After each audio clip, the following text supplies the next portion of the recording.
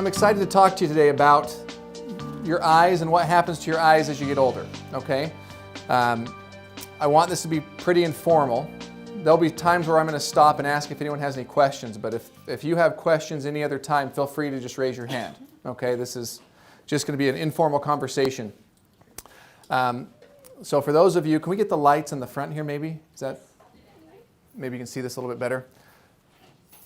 So for any of you who have had an eye exam before, you'll be able to relate with this lady here on the cartoon. She's trying her best to read this eye chart. And the eye doctor's up there saying, "No, I'm sorry, you cannot buy a Val, and please stop calling me Vanna." So for all you Wheel of Fortune fans out there, I think they still play that movie, don't they? They still play that on TV, right? Yeah. So anyway, so today what we're going to talk about is 3 conditions. You've probably all heard of them at some point or another, and they're very common. These are probably the 3 most common things that we deal with as people get older.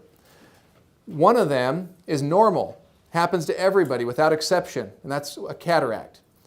The other 2 are abnormal parts of the aging process. They don't happen in everybody. They're very common, but they're not normal, and that's glaucoma and macular degeneration. So we're going to cover each of these. All 3, all right. We got some with all 3 up here. Okay, so first we're going to talk about cataracts. So this is a picture of our eye, cut in cross sections so you can kind of see the internal structures. We all have a lens that sits right behind our pupil here that's responsible for focusing all the light that enters the eye onto the retina so you get a clear image. When you're young, that lens is basically clear, and the light has no problem passing through. But as you get older, that lens turns cloudy and it hardens. And that's what a cataract is. So it's your natural lens, it's just turned cloudy, like a dirty window. As you can imagine, the light eventually, as this gets worse and worse over time, the light has a harder and harder time getting through that cataract, and it makes things blurry. Also, as the light comes in, it gets scattered by this cataract in different directions, which leads to glare. Glare is most noticeable at night in dark conditions because your pupil naturally dilates to let more light in. Well, more light coming in to the cataract means more light getting scattered by the cataract. And so that's why glare is often worse at night. So you're out there trying to drive, bright headlights are coming towards you, and instead of looking like nice round lights, they look more like starbursts, and all the lights kind of run together. That's glare. So these pictures are just to kind of try to simulate what you might see with cataracts. Notice first with the blurry vision you get from a cataract, you can still see most of the letters on this chart. It's not that you can't see them, it's just they don't look clear. It almost looks like you're looking through a veil or a dirty window. Okay, that's what cataracts do. And then here's a good picture of glare. Headlights coming towards you, you're getting the starburst effect. Does anyone know what I'm talking about with that? Okay, good. All right, so we're going to just talk about a few facts about cataracts.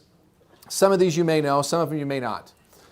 Number 1, if you live long enough, you will get a cataract. That is a fact of life.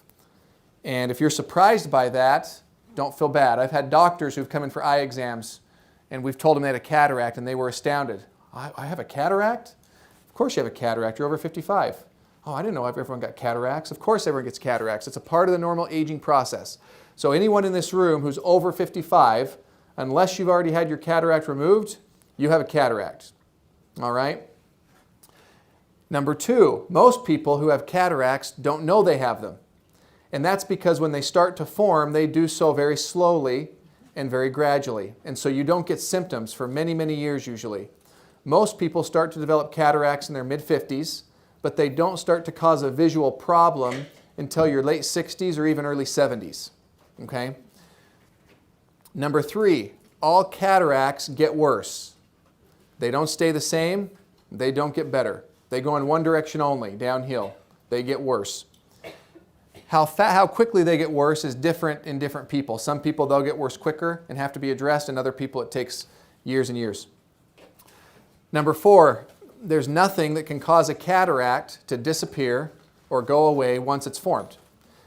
The only way to fix a cataract is to actually remove it, get that cloudy lens out of there. Okay? So a few more facts. Nowadays, everybody who has a cataract removed from their eye also has an artificial lens implant put into their eye at the same time. A lot of people don't realize that. If you have a cataract removed, you will get a lens implant. This didn't used to be the case, and we're going to talk about that a little bit. If you did not have a lens put back in your eye, you would need really, really thick glasses, like Coke bottle glasses, in order to see. That lens in your eye is very important in bending the light so it can focus on your retina. And when you remove that lens, you remove that bending of the light, and you have to put something in there to rebend the light in order to see well. So number 6, nowadays lens implants that we put in, they're not just run-of-the-mill, every person gets the same type of a lens implant. They're customized for you, and we can customize them in many different ways, and we're going to talk about some of those ways. Number 7, cataracts do not grow back. So once you have your cataract removed, it's done. It's not going to come back again. Okay? And then number 8, most people who have cataract surgery will still need glasses in some form to get their best vision after the surgery. It may only be for distance, or it may only be for up close, or it may be for both. But most people will still need glasses. You know, everyone has a neighbor or a relative who had perfect outcome after cataract surgery, doesn't need glasses ever again. Although that does happen, that is the exception, not the rule. Most people will still need glasses in some form. Yes? So would you ever need to have that lens replaced that they put in after cataract surgery? It's a great question. So her question is, after you have the lens removed and the artificial lens put in, does that artificial lens ever have to be replaced? It's a great question. We get that question a lot, and the answer is no. That lens stays in your eye. It stays clear for the rest of your life. We have patients who are, although it's rare, we do have young people sometimes that develop cataracts. We can put a lens in a 30-year-old, and it will be good until they're 80 or 90 years old. The lenses don't go bad, thankfully. All right, so what I want to do now is just kind of go over with some pictures in general how a cataract is removed. Nowadays, we use a process called phacoemulsification. Phaco refers to the use of ultrasound energy to emulsify the lens. So we use a little probe that looks like a pen. It's not much bigger than the diameter of a pen. And it goes through the front of the eye. We use that to break up that cataract into pieces. That ultrasound tip vibrates extremely quickly. And the ultrasound energy that's produced breaks this lens up into hundreds, if not thousands, of tiny little fragments, and we just vacuum those fragments out. Once the cataract is all removed, you then have an empty bag or capsule where the cataract once was, and we then take a lens implant and we slide it right in there, and it takes the place of your natural lens. So after the surgery, you've basically traded your cloudy lens for a clear artificial lens, and the light can now get through unobstructed again. Okay? So what I want to do now is talk about one of the most interesting things about cataract surgery is how much progress we've had in the field of cataract surgery in such a short period of time. I think you'd be hard-pressed to find any field in all of medicine that's had as much evolution in a short period of time as cataract surgery. Back in the day, this is prior to 1950s, when they removed a cataract, they had to take it out in one piece. They didn't have a method to break it up into smaller pieces. So they would make a massive incision, almost the entire length of the eye, so that they could take this lens out in one whole piece. Okay? And then it left them with this big gaping incision that they had to put lots of stitches in to get it to close. And those stitches induce astigmatism, they cause pain, and they cause all sorts of problems. And early on with cataract surgery, they didn't have lenses to put in the eye. They didn't know you could put a lens in the eye. So these patients were left without a lens, and everyone needed glasses. You could always tell who had cataract surgery because they're the ones who had those thick Coke bottle glasses. Okay? Current cataract surgery, in contrast, we use micro-incisions. The incision that this ultrasound probe goes through is 2.4 millimeters. and sometimes even smaller, 2.4 millimeters. That is extremely small. And again, we do that, we're able to do that because we break the cataract up inside the eye into small pieces. And then when we put your lens implant in, it actually goes in folded up in half like a taco. It gets inserted and then it unfolds within the eye. So that way we're able to put it through a very small incision, let it unfold in the eye, and then we put it into position. So it's pretty interesting how they figured out that you can actually put a lens in someone's eye and leave it there. Because in general, you think about putting a foreign body anywhere in someone's body, and it's not a good idea. You don't want to leave something foreign in someone's body. Well, this guy here is a hero of mine. His name's Harold Ridley. He was an ophthalmologist in Britain during the time of World War II, and he was asked to take care of a lot of the pilots that sustained eye injuries during World War II. And he noticed an interesting observation. So he had a lot of people coming in with eye injuries and fragments of material in their eyes. What he noticed is that patients who came in with acrylic splinters from like the canopy, the cockpit canopy of the plane, they didn't have an inflammatory reaction in their eye like the people who came in who had glass in their eye did. And so it got him thinking, maybe we could put a similar material in the form of a lens in the eye, and it would be safe. It wouldn't cause inflammation. And so he pursued that, and he actually implanted the first lens in 1950. That was over in Britain. The first lens implant in the U.S. was in 1952 at a place called Wills Eye Hospital in Philadelphia. And that's actually where I did my training. So I'm kind of proud of that fact. That's pretty cool. But again, so you look, and back in 1952 when they were implanting these lenses, they had no idea, what materials to use, whether the same lens should be used for everybody, what strength that lens should be. And so people initially had refractive results all over the place. They needed glasses. They had all sorts of issues that needed to be addressed afterwards. Fast forward just a little over 50 years later, and we now have customizable implants. We know which measurements to take. We know how to do the calculations. We can get most patients within a very, very small margin of error of where we want them to be. And we can pick where we want them to be based on what they want. We can focus them for near. We can focus them for far away. We can focus them in between. We can focus them for all three if they want. There are options available for all that. It's pretty incredible how much it's advanced. So some of the ways it's advanced. So number one, we now have customizable lens implants. This is what the lens looks like that we put in your eye. Now just keep in mind, this is not actual size. We don't put that in your eye. But this is what it looks like. It's got a round center and then these two little arms that help hold it into position. And then this lens has a power to it, and we customize that for each person. Each person who has cataract surgery has customized measurements taken of their eye so we can pick the right lens. Not only can we correct nearsightedness or farsightedness that you may have had before cataract surgery, but if you have something called astigmatism, which a lot of people do, that just means your eye's not perfectly round. We can also correct astigmatism at the time of cataract surgery with special lenses. We have to line these markings up with the axis of your astigmatism, and it can correct it. So a problem that somebody's had their entire life that required glasses, astigmatism, we can correct that at the time we put this new lens in.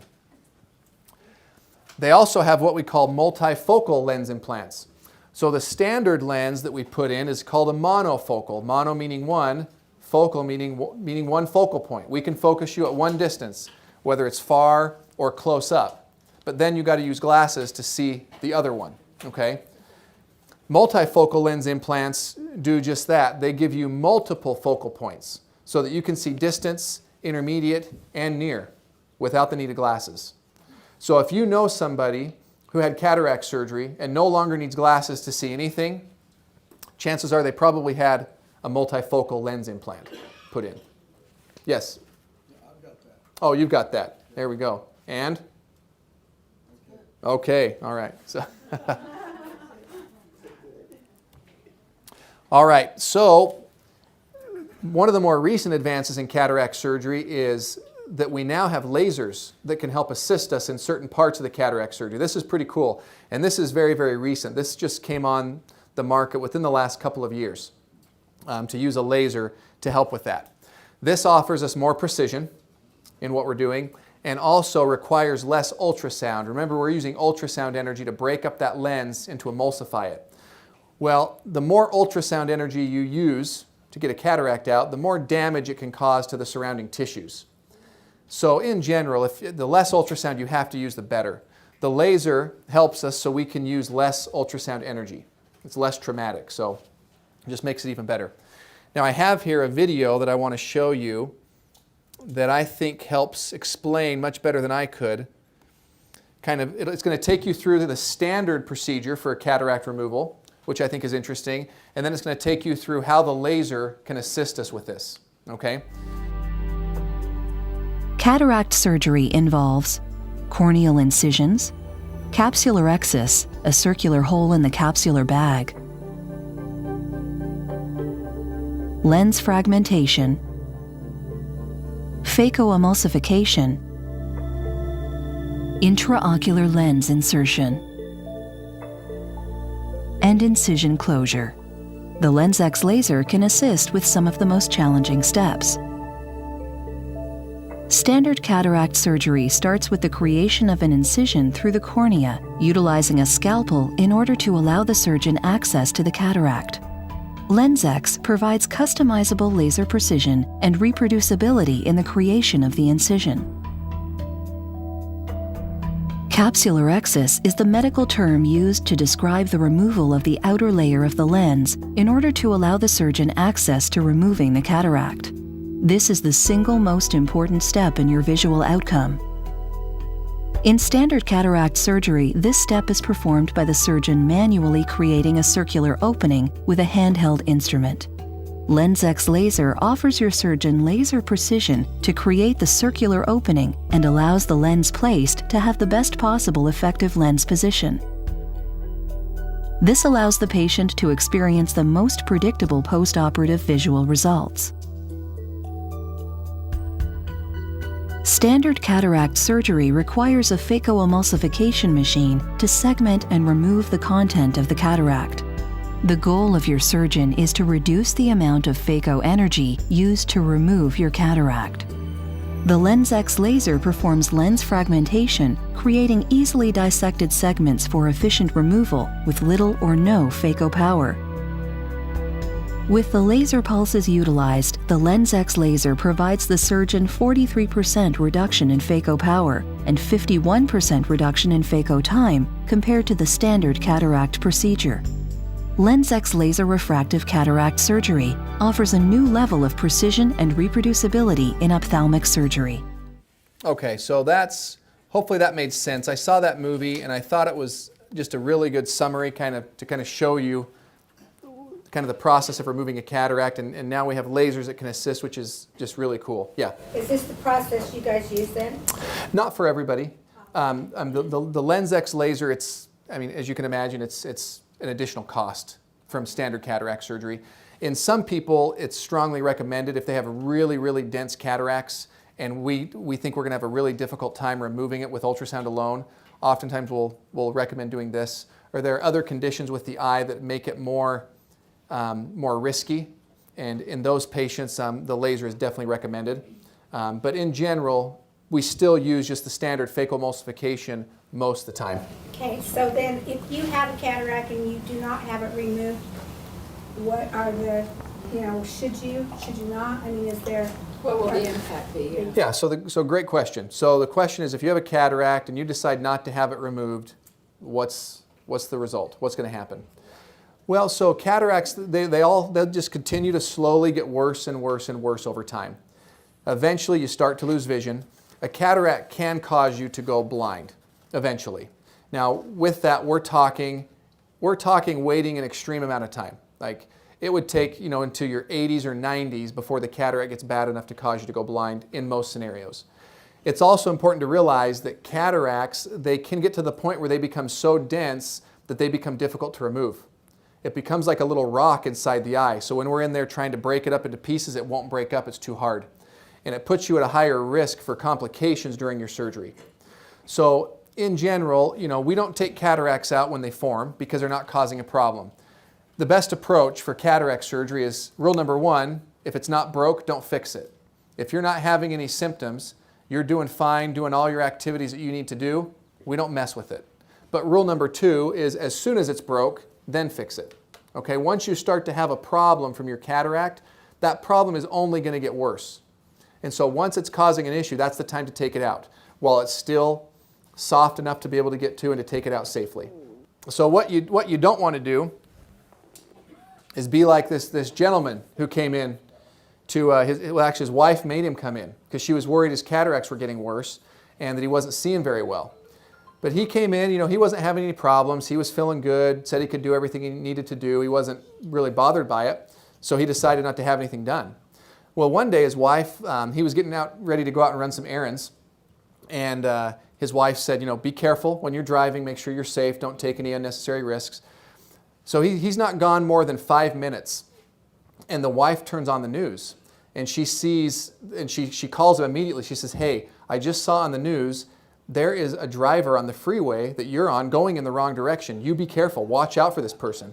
And he said, oh honey, it's much worse than that. There's not just one, there's hundreds. So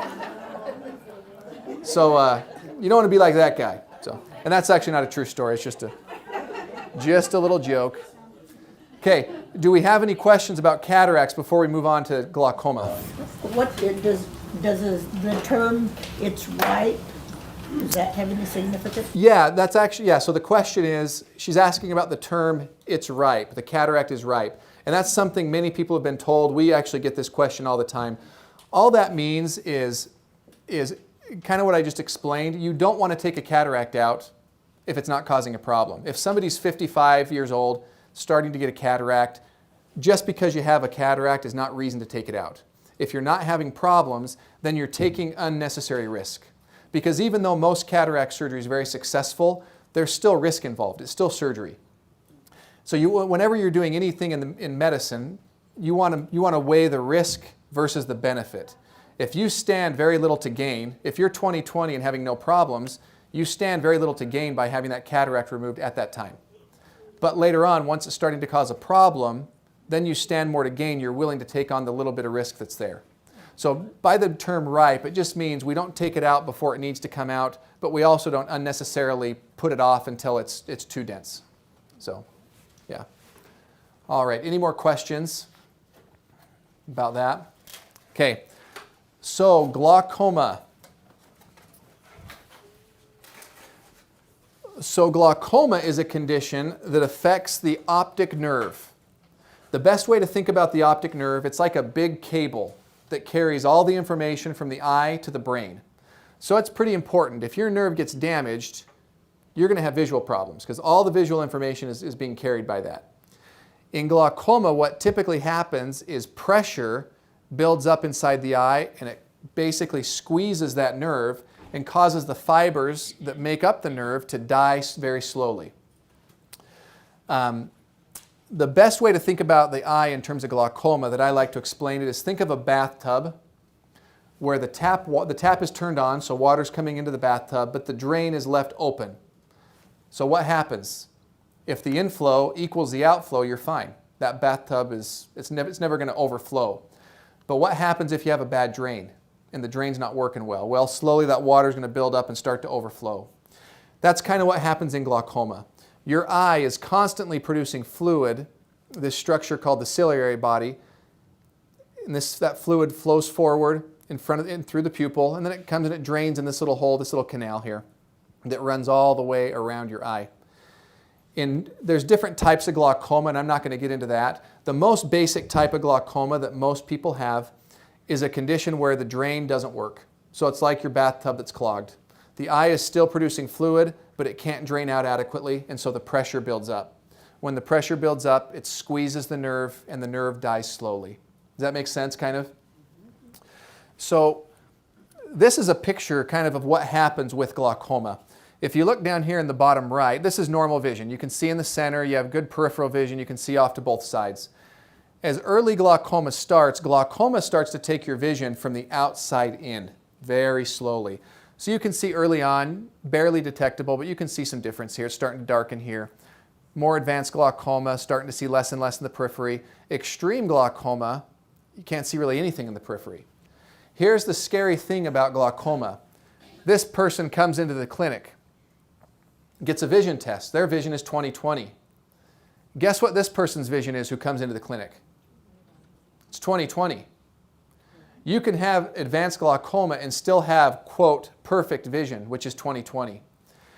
Unless somebody screens you with a peripheral field test, they may not even pick that up. Okay? So that's what's scary about glaucoma. You know, you may look at these pictures and say, oh, I would totally notice if I went from this to this to this to this, I would totally notice that. I'm not going to let that pass me by. But no, it happens so slowly. This represents years and years of progression. And it happens so slowly that people do not notice it. And that's why glaucoma is scary. It's called a silent disease because you can be getting worse and progressing and you have no idea, no clue at all. All right. Has anyone ever boiled a frog? I know it's a weird question, but okay. Has anyone ever tried to boil a frog? You've all heard this analogy, right? If you put a frog into a pot of boiling water, what's it going to do? It's going to jump out. If you put a frog in a pot of cold or room temperature water and turn on the burner and let it slowly heat up, what does the frog do? He'll stay in there until he dies. Or she. I guess I shouldn't assume it's a guy frog. Because he's doing something stupid, I'm assuming it's a guy frog. But could be a female frog. So here, yeah, you have this frog here. This one's already kind of kicked the bucket. And this one's saying, this is the life. I love a good soak. And then down here it says, attention, when boiling a frog, place in cool water and slowly turn up the heat. So cataracts are like boiling a frog. And so is glaucoma. These things happen so slowly that they're almost imperceptible, and you don't really notice that it's even happening. So a few facts about glaucoma. So glaucoma is the leading cause of blindness in the United States. So that should get your attention. It's pretty common. We see a lot of this stuff.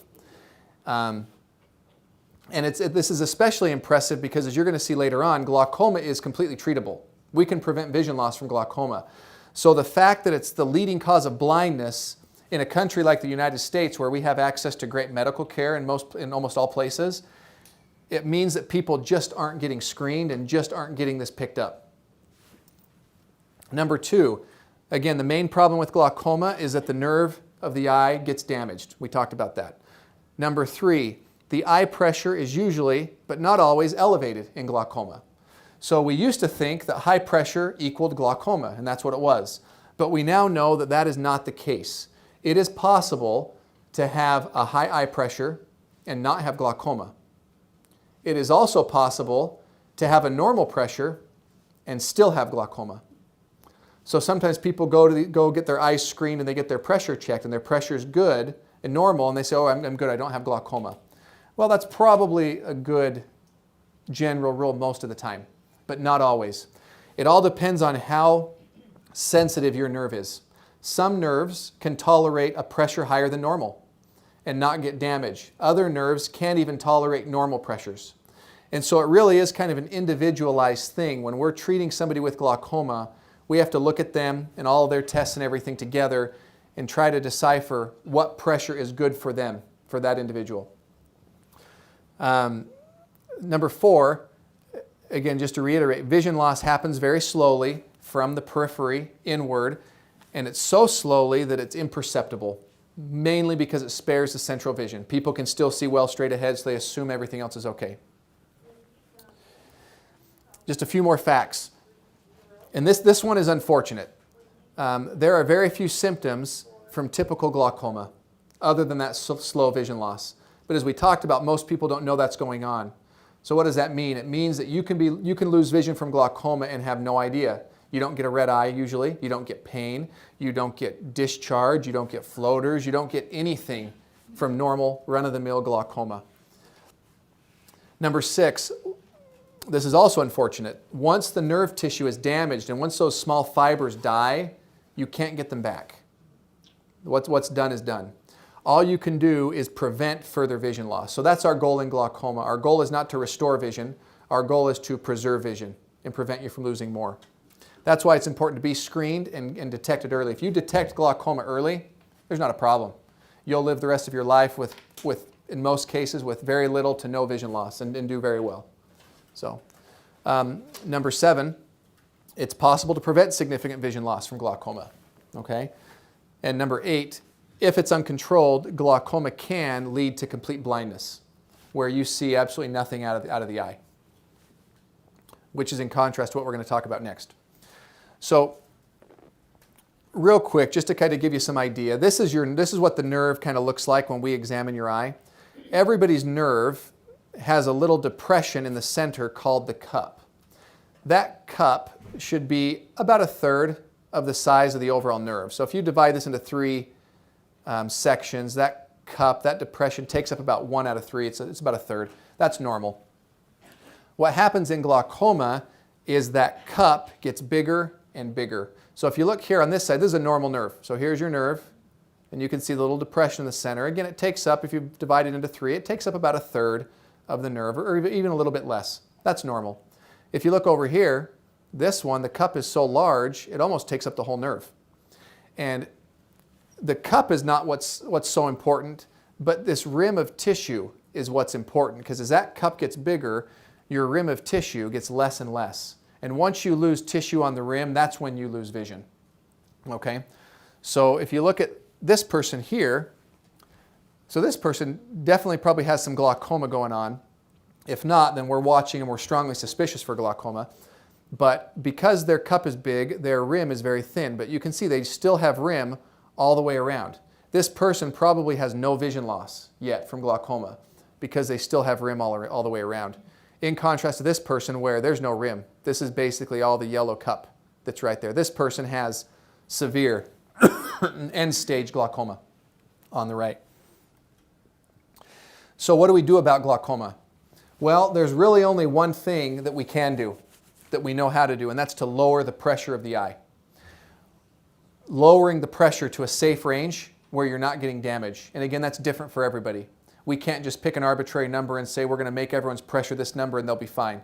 We have to look at each person and find a pressure where they're no longer getting worse, and that's the pressure that's okay for them. There's 3 different ways to lower the pressure. There's eye drops, there's laser, and there's surgery.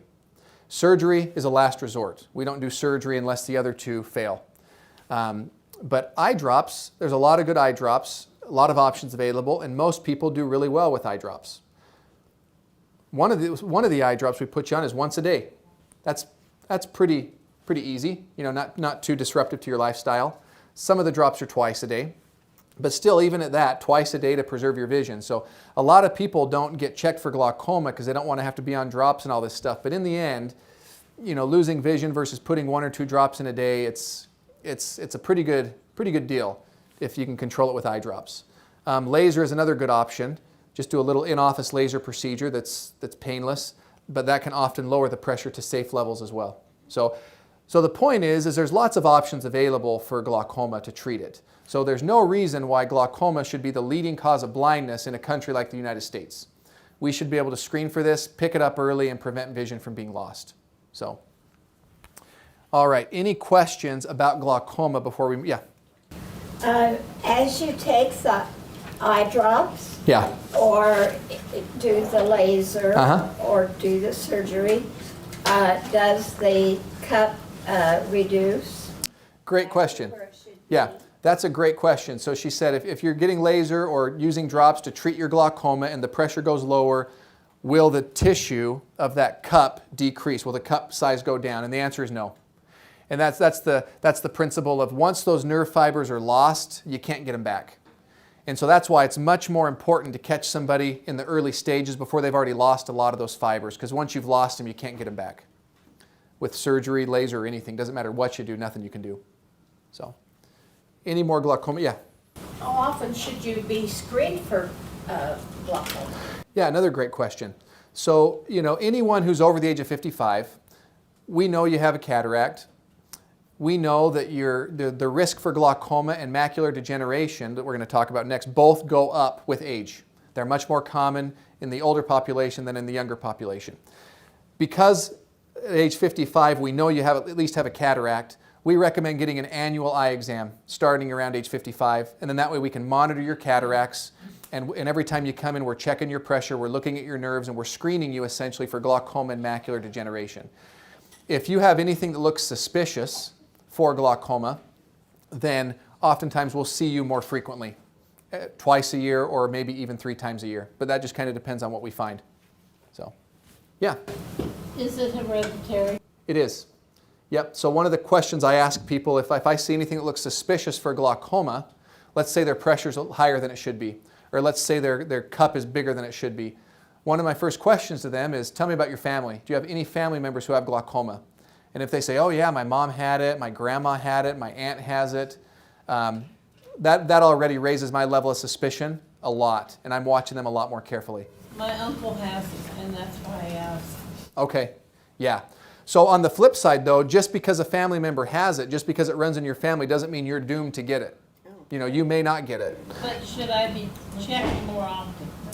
Just as long as you're being checked every year. If your doctor is concerned in any way about glaucoma, they'll direct you. And they'll say, I want to see you in 6 months or 3 months, whatever it is. As long as you're getting checked every year, that's adequate. Yeah. Then I have glaucoma. Would my boys be susceptible to it? Yeah, so the question is, if I have glaucoma, would my children, my boys, be susceptible to it? And the answer is yes. Yeah, they would. So again, glaucoma, it can happen in younger people, but it's extremely rare to see glaucoma under the age of 50. So if someone has a family history of glaucoma, maybe having one exam, you know, when you find that out, if they're in their 30s or 40s, just to check if everything looks good, then, you know, still probably wouldn't need annual exams until about age, you know, till 55-ish, in that range. Yeah. Is there anything to take beforehand so you don't get it? I wish. I wish there was. I really do. That would be awesome. But no, there's really not. There's no diet changes you can make. The only thing that's really been consistently shown to lower your eye pressure is exercise. It's consistent, but I mean, exercise helps everything, right? It's the thing that helps everything, but none of us want to do. But so, unfortunately, so. Okay. Yes. Is the glaucoma test that little air poof? Yeah. So. Yes. The air puff. It used to be. So many of you are familiar with that air puff. Okay. Where and I had another cartoon. I should have brought it. It's got a picture of a patient on their chair, lying on their back on the ground, and the technician is saying, "Hey, doctor, I think the glaucoma machine needs to be calibrated again." It had knocked the guy over. And we get that question a lot. You're not going to do the puff of air, are you? And no, that is not the standard way to check pressure. The air puff is not as accurate. It's used a lot, like at health fairs and stuff like that, to screen, because you don't have to touch the eye. And so an untrained technician can do that. The way we normally check pressure is we flatten the cornea. The cornea is kind of curved like a ball, and we flatten the cornea. And the amount of force that it takes to flatten the cornea correlates with the pressure inside the eye. That's the best, most reproducible way to check the pressure, and that's how we do it in the office. We don't even own the air puff machine. But if you're getting your eye pressure checked at like a health fair, you're probably going to have the air puff, just because it's a way for them to at least get a rough estimate by someone who's not fully trained to do the full thing. So it still has its role to pick up any problems, but it's not as accurate. So. All right, well, let's touch on macular degeneration briefly.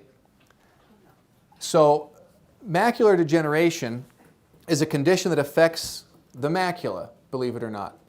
The macula is the center part of your retina. So the retina is like an orange piece of wallpaper that's stuck up against the back of your eye. The retina goes from almost the front of the eye all the way around the back and to the front again. Most people don't realize the retina covers that much ground, but it does. There's a lot of retina.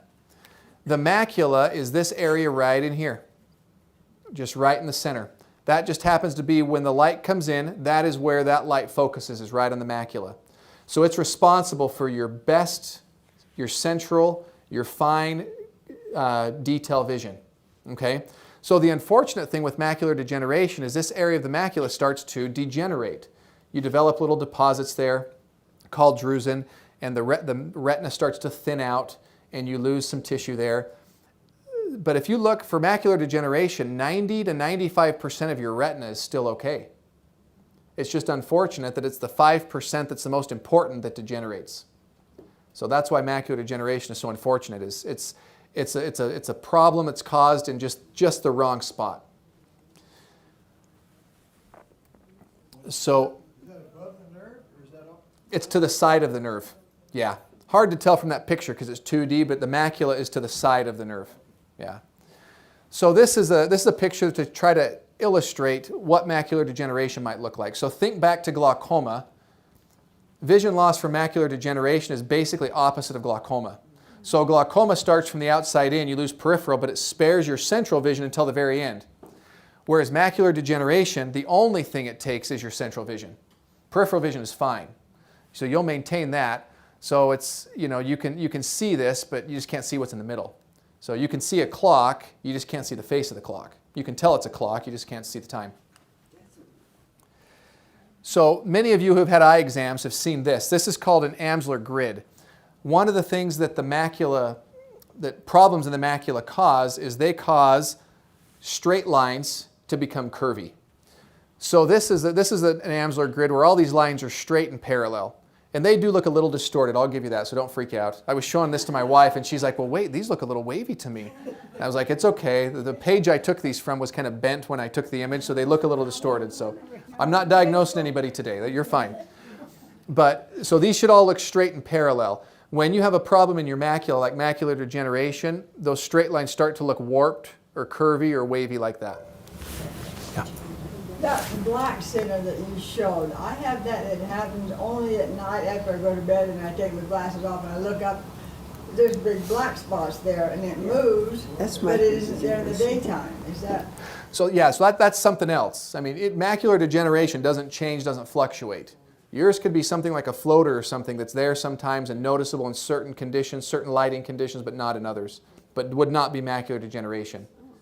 So yeah, so. All right, so a few facts about macular degeneration. So macular degeneration is the most common cause of severe vision loss in people over 50. So I don't want to confuse you. Remember, for glaucoma, we said glaucoma was the leading cause of blindness in the United States. Well, macular degeneration doesn't cause blindness. Okay, that's point number 2. It does not cause you to go completely blind and does not affect your peripheral vision. So most people who have macular degeneration will still be able to use their peripheral vision and still will be able to do a lot of activities of daily living. If it gets to a certain point, they're not going to be able to drive because you lose that center vision. You don't meet the driving criteria, but you can still get by and do a lot of your activities still with macular degeneration. You never go completely blind from it, in contrast to glaucoma where you do, if it gets bad enough.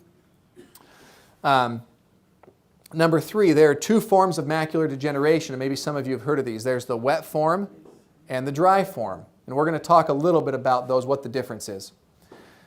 Major risk factors for macular degeneration, the 3 biggest. There's lots of smaller ones, but the 3 biggest are age over 50. In fact, the name of this is age-related macular degeneration. That's the full name, age-related macular degeneration. If you're looking at somebody's eye and they're less than 50 years old, and you think they've got macular degeneration, you better rethink your diagnosis because they're less than 50. We almost never see this in people under the age of 50. It's probably something else that looks like macular degeneration but isn't. It's that specific to the older generations. So age over 50 is risk number 1.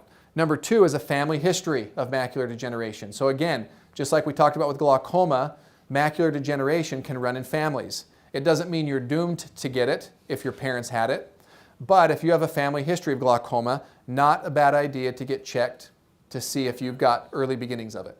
Okay? And then the 3rd risk factor is smoking. So just like exercise makes everything better, right? Smoking makes everything worse, including macular degeneration. So, yes? Question, I had heard something about if you're fair-eyed, fair-skinned. Is that accurate? It can be. So in general, I mean, UV exposure and things like that can cause cataracts to get worse. They can be worse for something like macular degeneration. Someone who's fair-skinned and light-eyed is more prone to exposure to UV. They get more exposure than the average dark person who has more pigment. So yeah, but in general, if you're fair-skinned and blue-eyed, it doesn't mean you're going to get macular degeneration by any stretch. But it's one of those smaller kind of risks that we talked about. That's, yeah. Okay, so a few more facts. So dry macular degeneration. So this is a picture of dry macular degeneration where you develop these kind of deposits that just start to collect underneath your retina called drusen. And normally this should look all smooth and regular, but you can see here it's just not. 90% of people who have macular degeneration have the dry form. So this is by far and away the most common form of the disease.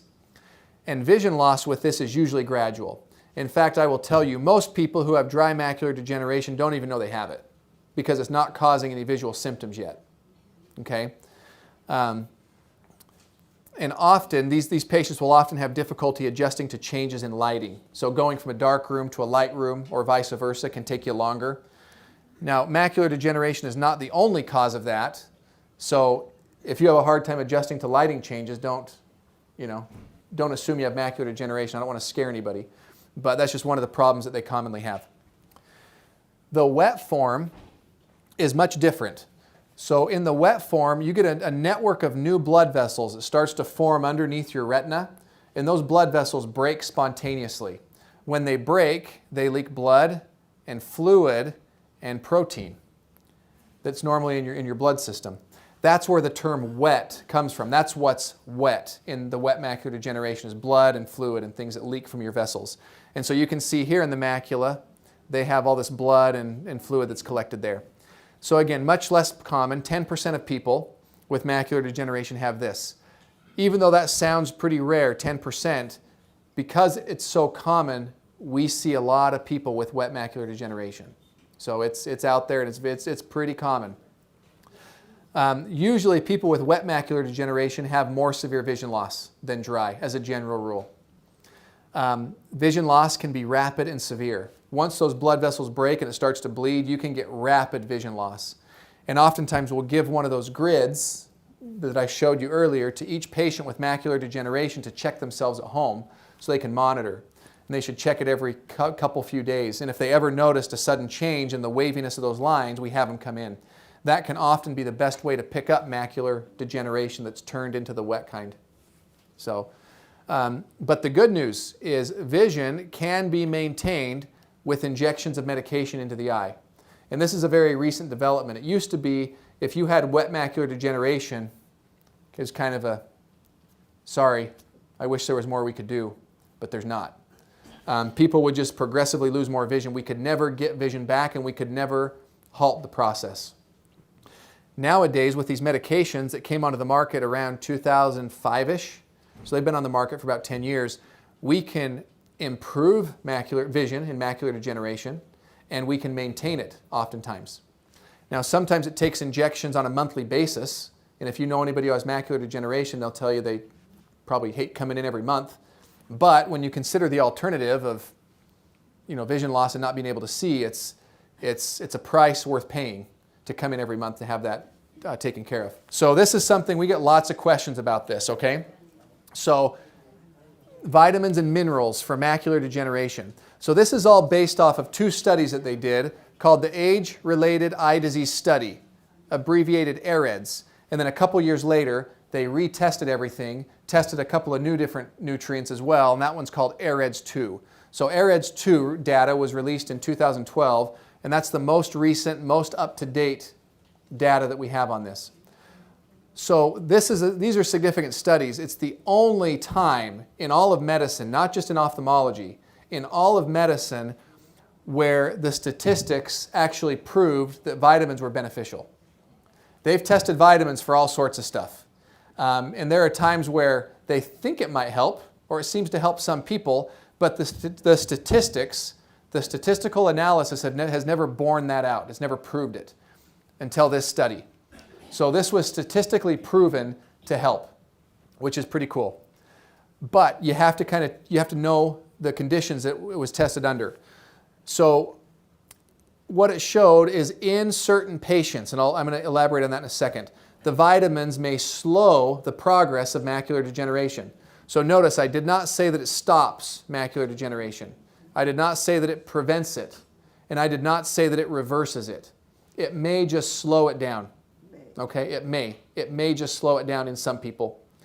What I mean by certain patients is in this study, they gave these vitamins to people who didn't have macular degeneration at all, people who had mild, intermediate, severe, every spectrum. And then when they analyzed it, what they found is that patients who had moderate to severe disease had a benefit from the vitamins. It slowed down the progression of their disease. In patients who had the mild form of macular degeneration or who didn't have macular degeneration at all, there was no benefit to the vitamins. Okay? It didn't harm anything, it didn't hurt anything, but it didn't help either. So in general, we do not typically recommend that you start taking these vitamins just in case you get macular degeneration. Okay? So we typically do an eye exam, and if you've got moderate to severe, it's a no-brainer. You would benefit from vitamins, you should be on them. If you've got mild macular degeneration, well then it's kind of a discussion with you and the doctor. If you've got a family history of macular degeneration, you're really worried about it, and you've got mild disease, then I'll say, you know what, you might as well take it. You know, it's not going to hurt anything, and it may help. You've got a family history, let's just do it. Or in some people, if you have no family history, it's really mild, we may say, you know what, let's not do vitamins for now. But a lot of times it'll be left up to you. These are over the counter, and you can buy them without a prescription. Okay? My only caution is there's a lot of eye vitamins out on the market. You find tons of different ones if you go to the pharmacy. If you're looking for the right vitamins for macular degeneration, I recommend getting something that's based off of the AirEdge 2 formula. If it says that on the box, then you know that it's based off of this study, and it's going to have everything you need and nothing that you don't. Okay? Otherwise, it's hard to know what you're really getting. So in conclusion, cataracts, glaucoma, and macular degeneration are the 3 most common causes of vision loss as you age. Okay? Regular, and by regular I mean annual, eye exams can help detect and monitor for these conditions and pick them up early. And because of the advances we've had in medicine, it's made it possible for most patients, again most, to maintain functional vision if we can detect it early and start treating it. So, all right, thank you for your attention. And great, thank you for your questions. It's so much better when you're a presenter, when people actually have questions. It's awesome. So this is my family, by the way. I have to show them.